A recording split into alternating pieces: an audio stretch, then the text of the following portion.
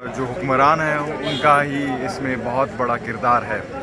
عوام کا بھی کردار ہے، کیونکہ ہم اپنے حکمران سے پوچھتے نہیں ہیں، ہمارے پاس وہ شعور ہی نہیں رہا کہ ہم پوچھیں کہ یہ فنڈ آتے ہیں ہمارے صوبے میں، ہمارے شہر میں، یہ کدھر جاتے ہیں۔ اسی طرح اگر ہم بات کرتے ہیں صدر زرداری کی، انہوں نے NFC ایوارڈ کے تحت بلوچستان کو نوازا، لیکن پھر سے جو لوگ بلوچستان میں بیٹھے تھے انہوں نے جدھر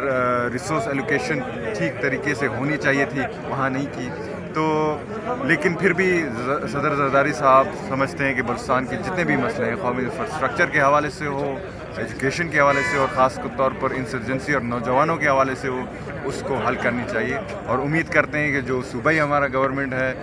سرفراز بگٹی کی لیڈرشپ میں، وہ اس پہ کرپشن کے تحت زیرو ٹالرنس ہوگا، اور گڈ گورننس کے تحت ہم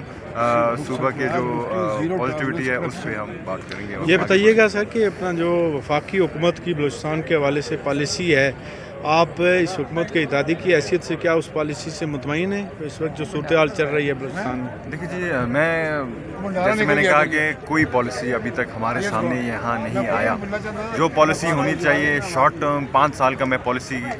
یا بلوچستان، یہ ہم اس کو مسترد کرتے ہیں۔ ہمیں چاہیے کہ 10 سال، 15 سال، 20 سال کا ایک پالیسی ہو، اس میں آپ کا نیشنل ایکشن پلان ہو، ٹیررزم کے ساتھ آپ کیسے ڈیل کرتے ہیں۔ 2014 میں شاید آپ کو یاد ہوگا کہ نیشنل ایکشن پلان آیا تھا، لیکن امپلیمنٹیشن اس میں نہیں ہوا، اس پہ ٹیررزم پر بھی بات ہوئی تھی، ایجوکیشن پہ بھی بات ہوئی تھی۔ اسی طریقے سے ہمیں ایک لانگ ٹرم پلان کرنی چاہیے جو کہ شارٹ ٹرم کرائسس مینجمنٹ پہ کام ہو، مڈ ٹرم ریلیشن شپ مینجمنٹ پہ ہو، اور لانگ ٹرم ایسے ہو جو کہ ہم اپنا اسٹرکچر جو کہ بلوچستان میں آپ زہریلا اسٹرکچر ہے اس کو نکال کر ایک نئے اسٹرکچر، ایک نئے فاؤنڈیشن کے ساتھ ہم ابتدائی کریں۔ آپ کیا سمجھتے ہیں کہ جو بلوچستان کی یوتھ ہے، جو فیوچر ہے ہمارے پاکستان کا بھی بلوچستان کا بھی،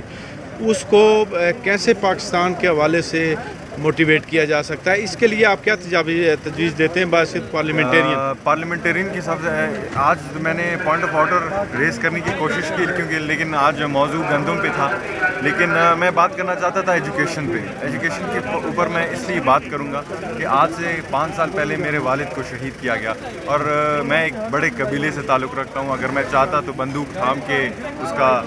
میں بدلہ بھی لے سکتا تھا یا پہاڑوں کا رخ بھی کر سکتا تھا، لیکن میں نے اس لیے پہاڑوں کا رخ نہیں کیا اور سیاسی عمل کا مظاہرہ اس لیے کیا کہ مجھے تعلیم یافتہ میں ایک نوجوان ہوں، اور میں چاہتا ہوں کہ میرے نوجوانوں کے ہاتھوں میں قلم ہو،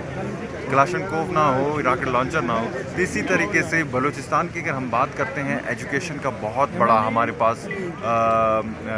کیا کہتے ہیں انویسٹمنٹ ہونا چاہیے۔ 14,000 جو ہمارے سرکاری سکولز ہیں اس میں 10,000 آپ کے لڑکوں کے ہیں اور 4,000 آپ کے لڑکیوں کے ہیں۔ تو اسی طریقے سے جو 47% آپ کے سکولز ہیں ان کے ساتھ بلڈنگ نہیں ہے۔ تو یہ سوچیں کہ اگر ان سکولز میں ہمارے بچے پڑھیں گے تو یا تو منشیات کے دباؤ میں دب جائیں گے یا تو پہاڑوں کی رخ کریں گے۔ تو ابتدائی تعلیم پر ٹھوس اقدامات اٹھانے چاہیے، اور اس پہ ہمیں فیڈرل سطح پر اور پروونشل سطح پر کام کرنا چاہیے۔